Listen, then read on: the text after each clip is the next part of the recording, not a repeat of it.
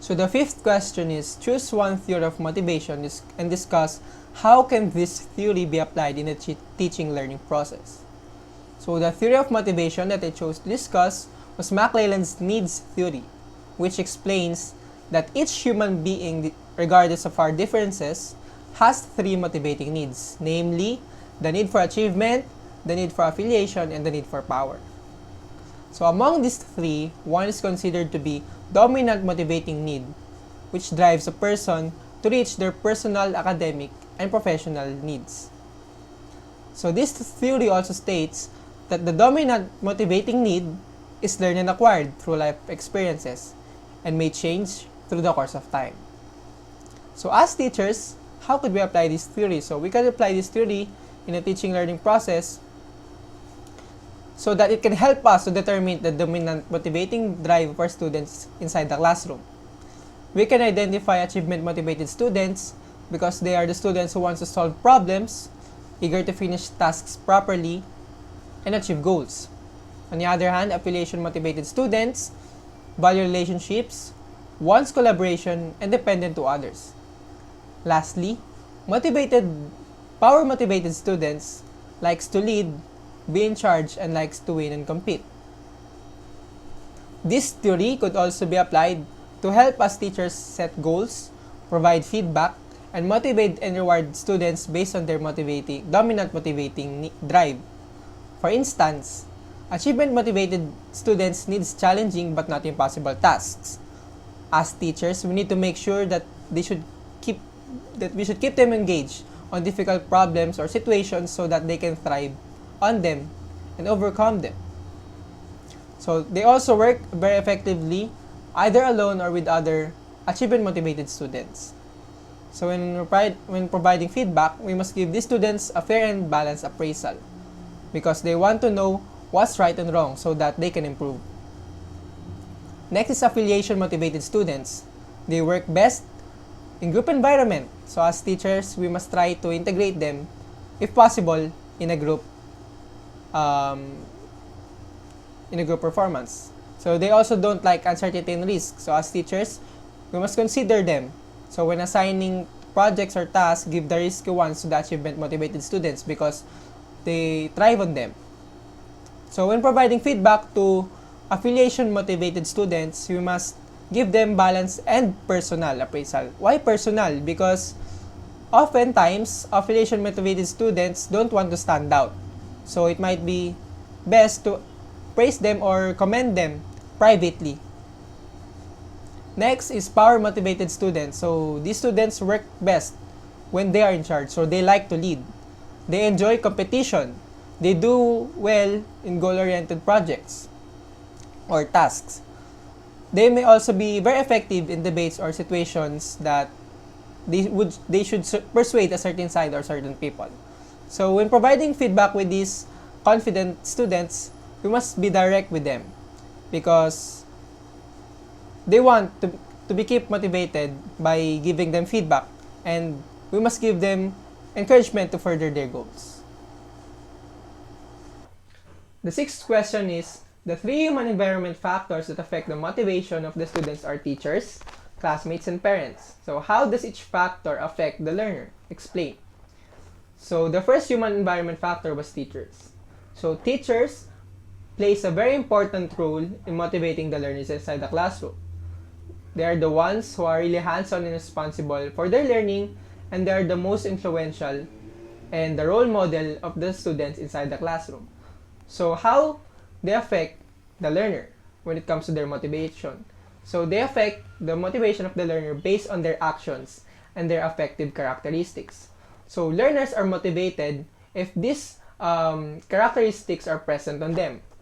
So the first one is caring. So if the learners see that their teacher cares about them personally and academically, they are motivated to learn. Next, if their teacher is fair and respects them all. So if this is present to the teacher, the learners are motivated because they will feel equal treatment and equal opportunities inside the classroom. Next, if their teacher is socially active on them, because learners are motivated if they know that their teacher is sociable and they can open themselves to participate and voice out their ideas to their teacher. Next is if their teacher is enthusiastic. It means the learners are motivated if their teacher gives them challenging tasks that are fun and appropriate for them. And also if their teacher is giving them appropriate encouragements and positive reinforcements. Next is attitude toward the teaching profession. So learners are motivated if they see their teacher fully committed to his or her profession and puts effort in his or her teaching process.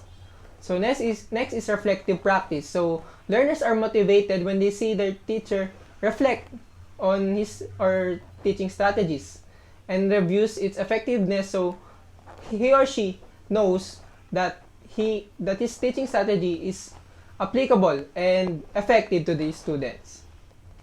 So next, human environment factors are classmates. So classmates are the most frequent people that the learner encounters inside the classroom. So these are their peers, friends inside the classroom. So classmates can affect the motivation of a student both negatively and positively. So in the negative aspects, if there's a presence or issue of bullying inside the classroom. So if a learner knows that there's a bully inside the classroom, he or she may become unmotivated to go to school. He or she may go absences and therefore unable to learn and unmotivated to learn. So existence of bullying may also lead to lack of quality friendships inside the school. However, the positive effects of classmates is that they provide the students one of his or her basic human need, which is the need for belongingness. So because of the positive influence of his or her classmates, a student may become motivated to go to school and learn.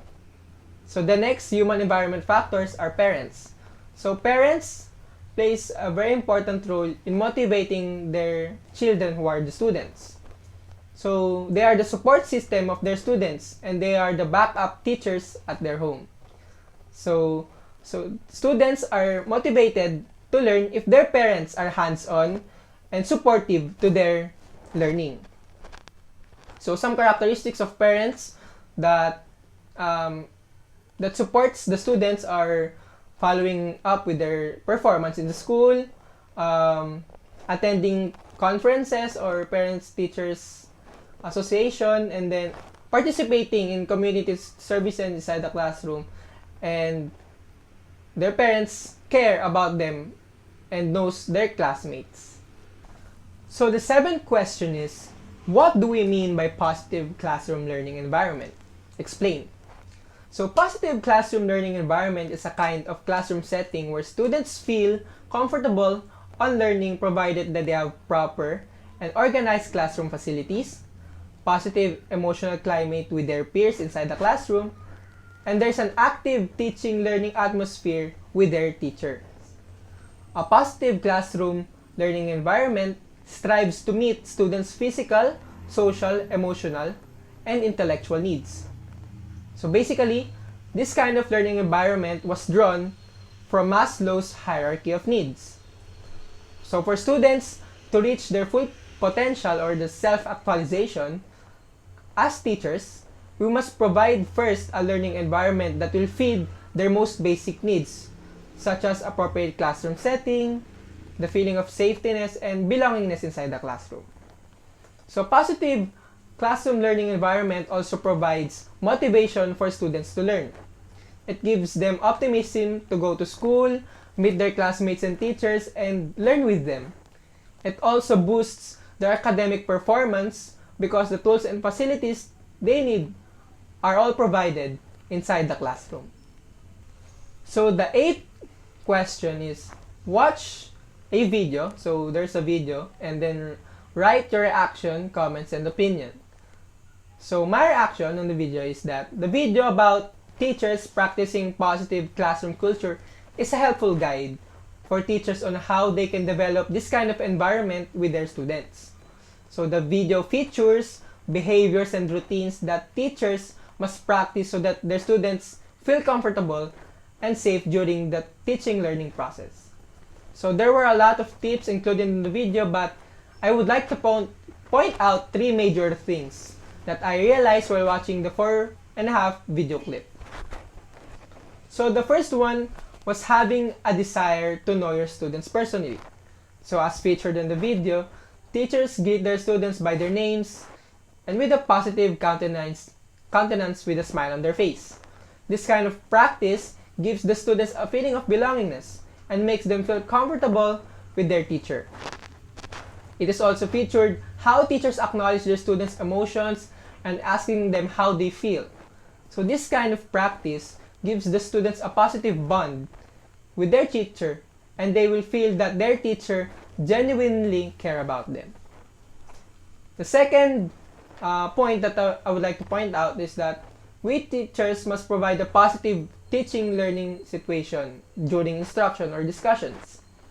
As featured in the video, teachers usually gives reinforcements like verbal praises and high fives whenever their students accomplish something good. This kind of practice is important because it gives students motivation to perform well and keep up their good work during class discussions. It is also featured in the video on how teachers give encouragement to students when doing their tasks and making room for mistakes. So they are open for mistakes and they make mistakes as an opportunity to learn.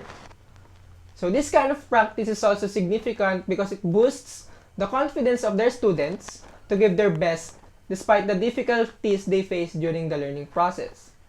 So the third point, and the last one, was bringing joy to the lesson. So as featured in the video, teachers provide creative teaching strategies like action songs during the lesson. This kind of practice helps the students to stay active and awake during instruction and also provides as a breather for the students. It is also important that we teachers should provide happiness and enjoyment whenever we are having time with our students. So that's all. Thank you.